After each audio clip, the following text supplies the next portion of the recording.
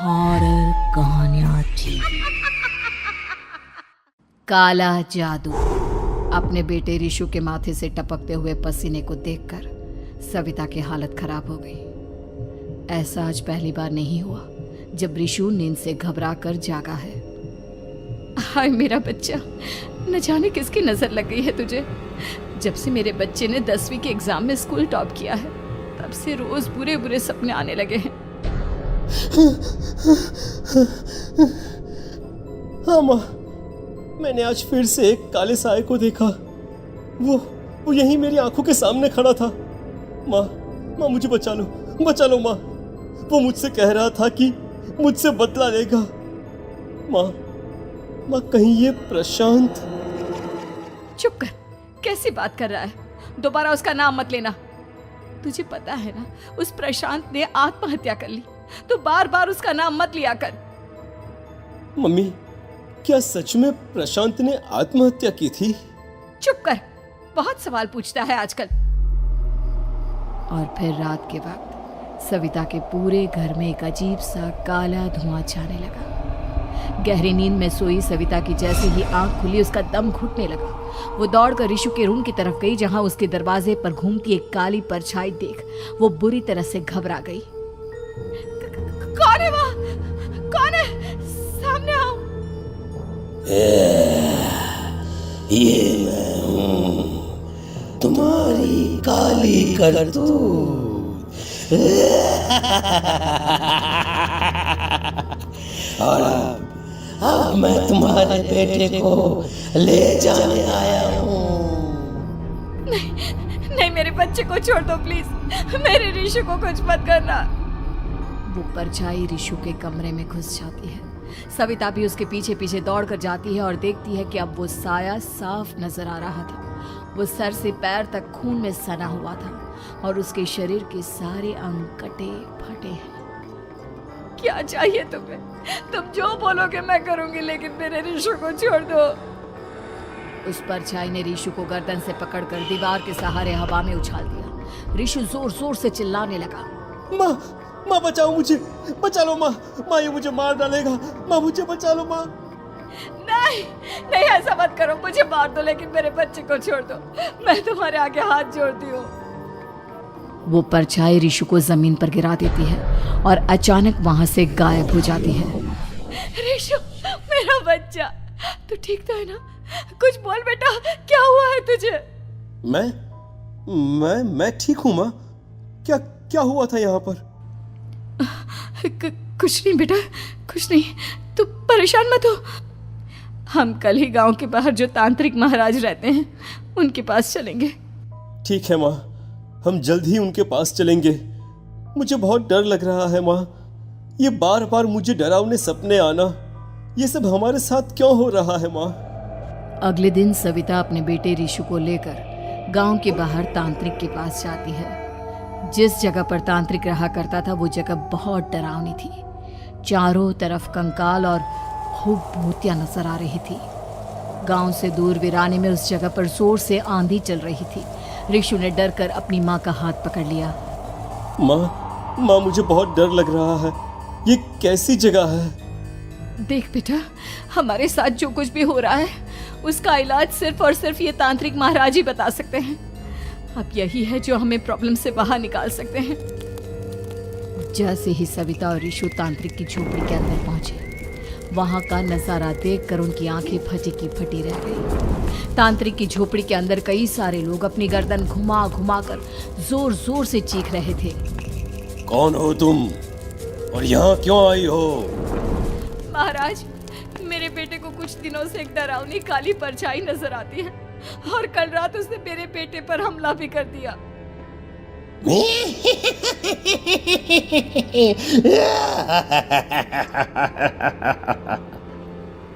Mummy हमें यहाँ से चलना चाहिए।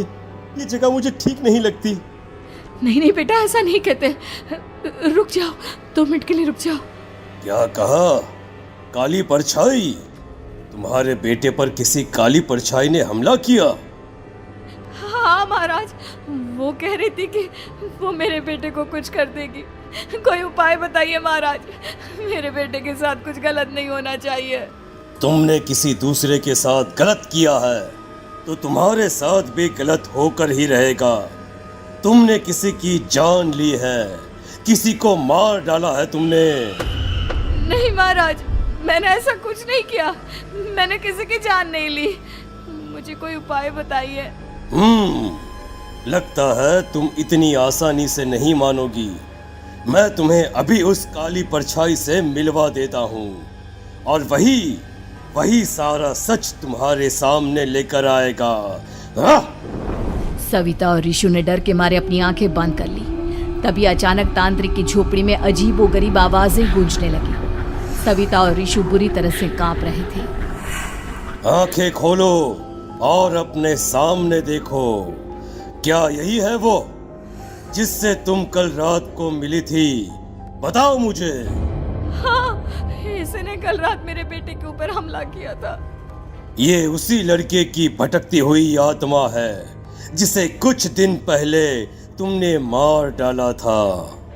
मम्मी ये महाराज क्या कह रहे हैं?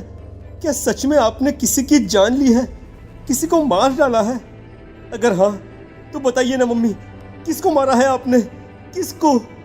तुम्हारी माँ इतनी आसानी से सच नहीं बताएगी बेटा। इसने एक बच्चे की जान ली है। कहीं उसका नाम प्रशांत तो नहीं महाराज? वो मेरा दोस्त है, मेरा पड़ोसी है। सही पहचाना। देखा सविता, तुम्हारा खुद का बेटा भी जानता है कि तुमने किसी के प्राणों की बलि चढ़ा दी और इसीलिए अब उसकी बुरी आत्मा तुम्हारे घर में भटकती है।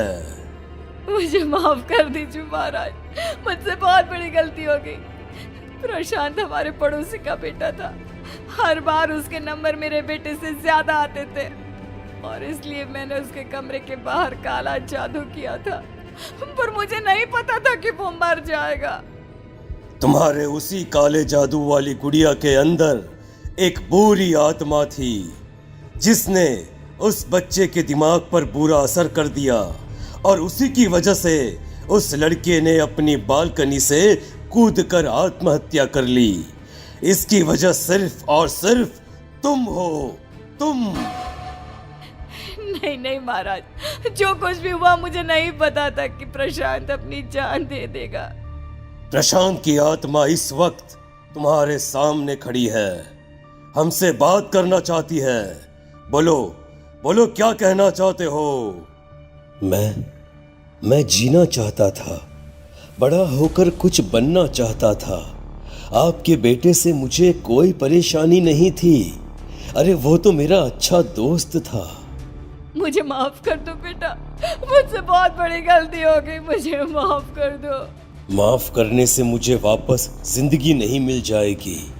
मेरे माँ बाप आज भी मेरे लिए रोते हैं। आपने मेरे साथ बहुत गलत किया है, बहुत गलत। और तभी अचानक प्रशांत की आत्मा वहां से गायब हो जाती है। सविता जोर जोर से रोने लगती है। सुन लिया तुमने? ये तुम्हारे अपने ही किए हुए पाप हैं जो इस तरह से तुम्हारे सामने आ रहे हैं। माँ, ये आपने अच्छा नहीं किया। सिर्फ 10th बोर्ड के एग्जाम में मैं टॉप कर पाऊं, इसलिए आपने मेरे दोस्त के ऊपर काला जादू कर दिया। नहीं मम्मी, नहीं, अब हम कभी खुश नहीं रह पाएंगे, कभी नहीं। मेरे दोस्त की आत्मा को कभी शांति नहीं मिलेगी मम्मी, कभी नहीं। लेकिन मैंने जो कुछ भी किया सिर्फ तुम्हारे लिए किया। वो लड़का हमेशा फर्स्ट पोजीशन पर आ जाता था और इस वजह से हमेशा तुम्हारे मार्क्स कम पड़ते थे। मैंने तो सिर्फ उस पर एक छोटा सा काला जादू किया था बेटा। मुझे क्या पता था कि उसका ये नतीजा निकलेगा। जिस गुड़िया को तुमने उस लड़के के कमरे के दरवाजे पर लगाया था, दरअसल उसके अंदर एक बुरी आत्मा का प्रवेश हो गया था, जैसा कि अक्सर काला जादू करते समय हो जाता है। मुझे अपनी गलती का एहसास हो गया है। मैं प्रायश्चित करना चाहती हूँ। आप बताइए मैं क्या करूँ? प्रशांत के घर जाकर उस काली गुड़िया को वहां से निकालकर यहाँ लेकर आओ। मैं उसे आग में जलाकर राख कर दूंगा और उसके बाद प्रशांत की आत्मा को हमेशा के लिए मुक्ति मिल जाएगी। अगली रात सविता चुपचाप अपने पड़ोसी प्रशांत के घर जाती है। प्रशांत के माँ बाप प्रशांत की मौत के बाद उस घर को छोड़कर हमेशा के लिए वहां से चले गए थे। जैसे ही सविता उस घर के अंदर कदम रखती है, उसका सामना अजीबोगरीब हैवानियत से भरी आवाज़ों से होने लगता है। ऐसा लग रहा था जैसे कोई बुरी तरह से चीख रहा हो। सविता जैसे ही प्रशांत के कमरे के बाहर पहुंचती है, वहां पर लटकी हुई गुड़िया के शरीर से खून टपकने लगता है। ये क्या हो रहा है? इस गुड़िया के शरीर से खून क्यों टपक रहा है? सविता हिम्मत करते हुए उस गुड़िया को वहां से उतारने की कोशिश करती है, लेकिन तभी अचानक से बहुत भयानक दिखने वाली औरत उसकी आंखों के सामने आकर खड़ी हो जाती है। मैं यहाँ से कहीं नहीं जाऊंगी, और अगर तूने मुझे यहाँ से हटाने की कोशिश की तो मार डालूंगी मैं तुझे। नहीं नहीं, मुझे तुम्हें यहाँ से ले जाना ही होगा, नहीं तो मेरा बेटा, उसकी जान को खतरा है। मैं तुम्हें नहीं छोड़ सकती। अगर तुम्हारे अंदर हिम्मत है तो मुझे इस घर से बाहर ले जाकर दिखाओ। और ऐसा कहकर वो औरत सविता के ऊपर हमला कर देती है और उसे हवा में उछाल उछाल कर जमीन पर पटकती है। लेकिन तभी अचानक मौका देखकर सविता अपने हाथ में ली हुई सुई उसके हाथ में चुभो देती है। हाथ में सुई लगते ही वो औरत जमीन पर तड़पने लगती है। ये क्या किया तूने?